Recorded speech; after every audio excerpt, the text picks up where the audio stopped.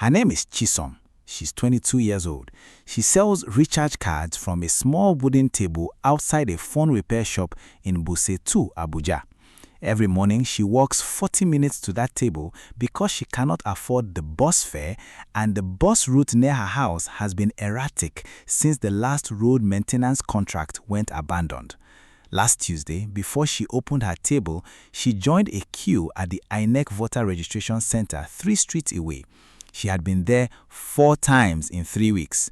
The first time, the BVAS machine was not working.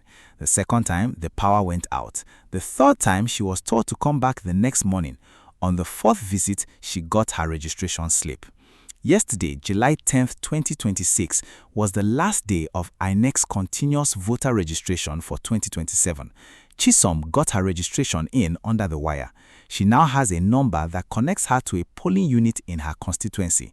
She has a PVC appointment, and she has one question that keeps running through her mind as she walks back to her table. She is registered, but is her vote going to count? What is happening to Chisom is really about the most important political question in Nigeria right now. 2.65 million young Nigerians registered to vote between February and March 2026, and registration just closed with possibly 15 million new voters on the roll. But in the last set of by-elections, voter turnout was 7%. So the question Chisom is asking, will my vote count, is not really about her. It is about whether Nigeria's biggest youth registration surge in its democratic history is going to become electoral power, or whether it will become the most expensive queue that produced the quietest polling unit in Nigerian history. Stay with me. Before we go deeper, if you are just finding NaijaNewsWatch, welcome. This channel exists to break down what is really happening in Nigerian politics without the noise and without the spin. If that is the kind of analysis you enjoy, hit subscribe and stay with me, because this story is about to get a lot more interesting. Let me catch you up on what has been happening with voter registration in Nigeria, because the numbers are remarkable and the timing matters enormously. Between August and December 2025, 2.78 million new voters registered with INEC. 53% were youth, 56% women. Phase 2 from February 2026 was even more striking. By mid-March, 2.65 million had registered, with 68.2% youth and 57% women. Yesterday, July 10, 2026, INEC's continuous voter registration officially closed. The window is shut. No more new registrations before 2027. Peter Obi, the NDC's presidential candidate, said on June 15 that 15 million new voters can decide the 2027 election. That's his specific claim, not just about registration, but about what those new registrants could do if they vote. The final voter register for 2027 will contain 98.5 million eligible voters, up from the 93.5 million at the 2023 election. Nigeria will spend 873.8 billion naira on the 2027 elections, 2.5 times the 355.3 billion naira spent in 2023. So the institutional picture is clear: more voters, more money, bigger stakes. But here's the part that makes Chisom's question urgent. In February 2026, the FCT area council polls and by-elections in Rivers and Kano had a turnout of about 7%, alarming evidence that registration does not guarantee participation. In 2023, young people made up the majority of new registrants, yet overall voter turnout was just 26.72%. Registration is surging. Turnout has historically not followed.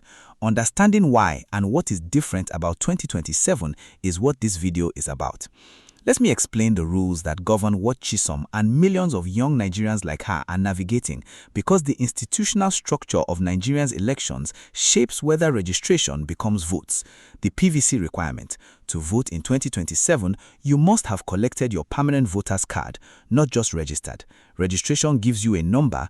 The PVC collection process is separate, and INEC manages collection at local government offices. Many young Nigerians who registered in 2022 and 2023 never collected their PVCs. For the 2026 registrants, the PVC collection window has not yet been announced.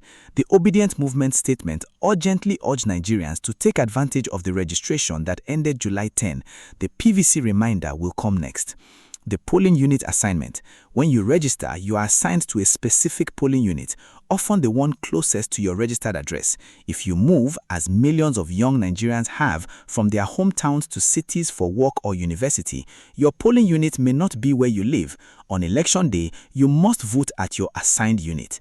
Young Nigerians who registered in their home states but now live in Lagos or Abuja face a choice: travel home to vote or not vote at all. This structural barrier is one of the primary reasons youth turnout underperforms youth registration. The Not Too Young to Run Act, enacted in 2018, reduced the presidential minimum candidacy age from 40 to 35, governorship from 35 to 30, and House of Representatives from 30 to 25. It has enabled younger candidates to run, but the financial barriers to contested primaries remain significant. The structural barrier for young voters is smaller than the barrier for young candidates. The 25% threshold. Every presidential candidate must win at least 25% of valid votes in at least 24 of 36 states plus the FCT. This requirement is specifically relevant to the Gen Z surge because young voter registration has been geographically concentrated, heavily in Lagos, the FCT, and some northern states like Jigawa and Kano. A youth turnout surge that is geographically concentrated in the same places does not automatically help the opposition clear the 25% threshold in the states where youth registration was lower. The gray area is INEC's management of the polling unit environment on election day. Young voters who experienced violence, intimidation, or polling unit closure in 2023 cited those experiences as deterrent to 27 participation. As one analysis put it, loud online noise isn't the same as real power in the political sphere. If Nigerian youth wish to get the best possible leadership, they need to take their online activity offline and start showing up to cast votes. Our next job is to create conditions where showing up is safe and worthwhile. Now, let's follow the political interest because the Gen Z registration surge is not being watched passively. Every major political player in Nigeria is making active calculations about what to do with it. The NDC's calculation is the most explicit. The NDC's presidential candidate Peter Obi's campaign has relied heavily on social media, grassroots organizing, and messages centered on accountability and economic reform. Unlike traditional political campaigns that depend on political godfathers and regional structures, his support base emerged largely from ordinary citizens seeking change. The NDC needs youth turnout. It was built on youth turnout. The NDC's National Publicity Secretary specifically urged Nigerians, particularly young people and first-time voters, not to miss PVC registration and called the PVC the most powerful instrument for every citizen to determine the future of Nigeria. The APC's calculation is opposite. The APC's political advantage is its 31-governor machine that delivers votes through patronage at the local government level. Low turnout environments favor patronage-based politics. When fewer people vote, the votes that are delivered through organized patronage networks represent a larger share of the total votes. The APC's Renewed Hope Ward initiative, which we covered in our machine video, is specifically designed to reach young people at the community level with direct material benefits before they have formed strong political loyalties. It's the APC's preemptive move against the NDC's youth appeal. Don't let the youth be available for opposition values mobilization. Give them a government patronage reason to align with the APC. The silent mathematical reality. The final 2027 voter register will contain 98.5 million eligible voters. In 2023, turnout was approximately 29%, meaning about 26.7 million people actually voted. Tinubu won with approximately 8.7 million. That's 8.7 million out of 93 million registered voters, 32% of people who actually voted. 8.4% of registered voters chose Nigeria's president. If the 15 million new voters that Obi references are genuinely new and genuinely different, if they vote at a higher rate than the existing register, the arithmetic changes dramatically. An increase in turnout from 29% to even 35% applied to a register of 98.5 million voters produces approximately 34.5 million votes cast, 7 million more than 2023.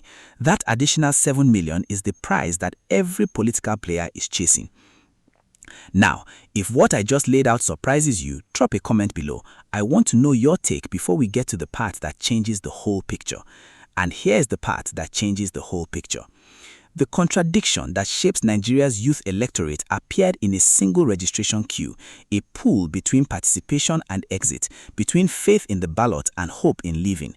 One young man's chant captured it: "No more obedient, just obedient to Japa." That's the single most politically significant sentence from any reporting on Nigeria's youth political situation in 2026.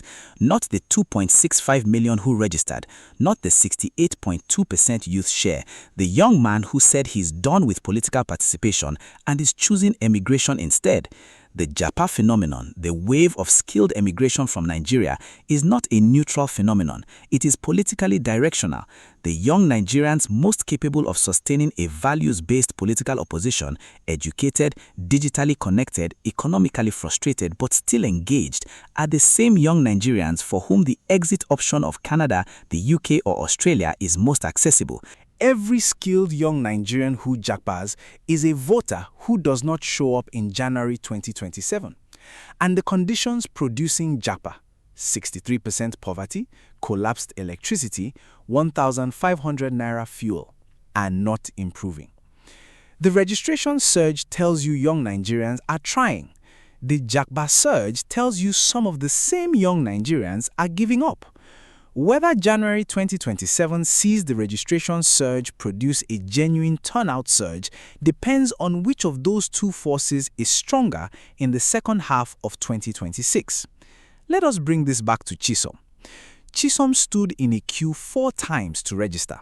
She registered, she has a slip, and she is now asking the question that millions of young Nigerians like her are asking: was it worth it? The political answer is yes, but only if she follows through to collection and then to polling on election day. The registration alone, without PVC collection, without turning up on January 16, 2027, is a 4-trip investment that produces nothing. For Chisom and everyone like her, what this means practically is simple. Nigeria's 2027 election budget is 873.8 billion naira, more than twice what was spent in 2023.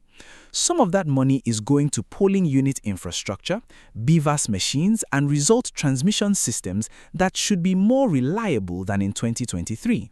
The government has an institutional incentive to make the logistical experience better this time because international observers are watching and election credibility is under scrutiny. But the political parties also have an incentive to mobilize or suppress turnout, depending on which outcome serves their interest. The APC's ward initiative resources deployed at the community level are specifically designed to shape who shows up. The NDC's PVC drive is specifically designed to register and mobilize the voter who will vote against the status quo. Chisom's PVC, when she collects it, is the contested object in this story. Every political player in Nigeria has a position on what she should do with it. The international angle here is specifically about Nigeria's democratic credibility. The 2023 election's 26.72% turnout was the lowest in Nigeria's Fourth Republic. It was noted in EU Observer reports, in the US State Department's annual democracy assessment, and in academic analyses of West African democratic health. A second consecutive election at sub-30% turnout would be cited internationally as evidence of democratic disengagement, not just as a domestic statistic. For diaspora Nigerians, the July 10th registration deadline matters for a specific reason. Nigerians living abroad cannot currently vote from abroad. They must return home to vote at their assigned polling unit. The diaspora's political influence in 2027 operates through remittances, social media amplification, financial contributions to campaigns, and the social pressure they apply to family members still in Nigeria. When a diaspora Nigerian tells their mother to register and vote, that conversation is a form of political participation. The ndcregister.com portal and the Obedient Movement's PVC drive are specifically designed to leverage those diaspora-to-home conversations. As one analysis noted, if Nigerian youth can dominate social media, they can also dominate democracy. That argument is being made not just to Nigerian youth, it is being made to the diaspora networks that amplify Nigerian political content globally. Let me honestly address the strongest argument that the Gen Z surge does not change anything. The argument goes like this. Young Nigerians have been registering in increasing numbers since 2011. In 2011, in 2015, in 2019, in 2023, every election cycle has featured headlines about the youth registration surge. And every election cycle, youth turnout has failed to match youth registration. The 2023 cycle had 76% youth registrants. The 2023 turnout was 26.72%. The by-election turnout in February 2026 was 7%. The evidence across multiple cycles consistently shows the same thing. Registration and participation are different things, and the structural barriers, polling unit distance, PVC collection failure, election day violence, distrust in INEC, are not being systematically removed. That is a serious argument. It is based on documented pattern evidence, not partisan preference. Where it falls short is that it does not account for two specific 2027 variables that are genuinely different from 2023. First, the economic conditions. The World Bank's confirmation that 63% of Nigerians are below poverty line, combined with 3 consecutive years of double-digit food inflation, creates a voter motivation environment that is materially different from 2023. Voters who are economically desperate but still politically hopeful are more likely to follow through on registration to polling unit than voters who are moderately frustrated but financially stable. Second, Obi's 2027 candidacy comes with a formal NDC party structure and a confirmed running mate, Kwankwaso. In 2023, the movement was exciting, but the Labour Party had no real party infrastructure. The NDC has Seriake Dixon's network, the Obedient Movement's grassroots digital registration drive, and Kwankwaso's Kano ward-level structures. The infrastructure for converting registration to turnout is more developed than it was in 2023. Whether those two differences are sufficient to break the registration to turnout gap that has defined every previous cycle, that is what January 2027 will answer. Here is what to watch in the next 6 months. Watch the PVC collection exercise. The registration window just closed yesterday. INEC will announce collection dates and locations for the new registrants. Watch whether the collection centers are adequately staffed, whether the collection windows are long enough for working young Nigerians to access them, and whether the collection failure rates, which were documented as a significant problem in 2022-2023, are lower this cycle. If a significant portion of the 2.65 million new Phase 2 registrants cannot collect their PVCs before January 2027, those registrations produce no votes. Watch the Obedient Movement and NDC's ground-level mobilization program. The registration drive ends, the mobilization program must now convert registrants into voters. Watch whether the NDC announces specific voter education and mobilization events targeting the 68.2% youth registration cohort, particularly in states where youth registration was highest: Lagos, FTT, Jigawa, Kano.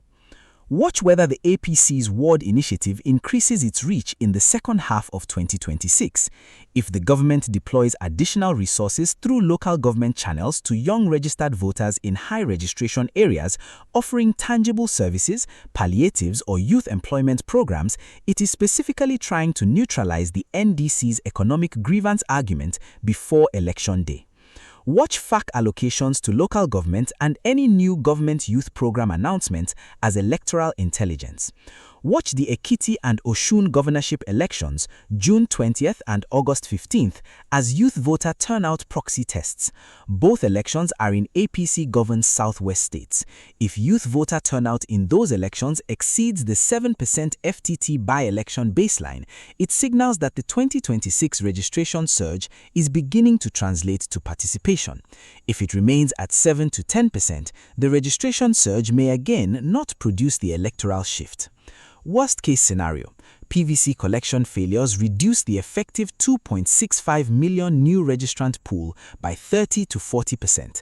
The Japa impulse continues removing politically engaged young Nigerians from the domestic electorate, and January 2027 produces a turnout of 28 to 30%, essentially the 2023 baseline, with the youth registration surge producing no measurable electoral outcomes. Best case scenario: PVC collection is smooth, NDC's ward-level mobilization converts registration to polling unit present, the Ekiti and Osun governorship elections show improving youth turnout, and January 2027 produces a turnout of 35 to 38%, driven primarily by new and returning young voters. In that scenario, the registration surge becomes the most significant single variable in the election outcome. At the beginning of this video, Chisom was walking back to her recharge card table with a registration slip in her hand, asking one question: is her vote going to count? Here is the honest answer. Chisom's registration on its own is the beginning of an answer, not the answer itself. The registration window closed yesterday. The PVC collection process is next. The polling unit assignment is next. The January 16, 2027 trip to that polling unit is last. At every step, there are barriers: queue management, machine failure, polling unit distance, election day conditions, distrust built up over 2023, the Japa impulse that says it is easier to leave than to fix. But here is what the data also says. Chisom stood in 4 queues. She came back 4 times when machines were down and power was out. That's not the behavior of someone who has given up.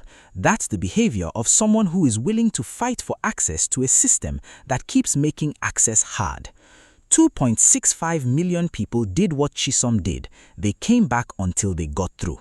They are 68.2% youth. They are 57% women. They registered even when the machines were not working. Whether that persistence carries through to January 16, 2027, whether the Chisoms of Nigeria who queued 4 times to register will queue 1 more time to vote, that is the question that no poll, no party rally, and no political analysis can yet answer. But it is the question that everything else in 2027 will depend on. If you are Chisom, drop a comment. Tell us, did you register? Are you going to vote? And what would it take for you to feel like that vote actually counts? If this breakdown gave you clarity on what is really going on, do me a favor. Share it with one person who needs to understand this. Like the video, subscribe to NaijaNewsWatch, and I will see you in the next one. Stay sharp.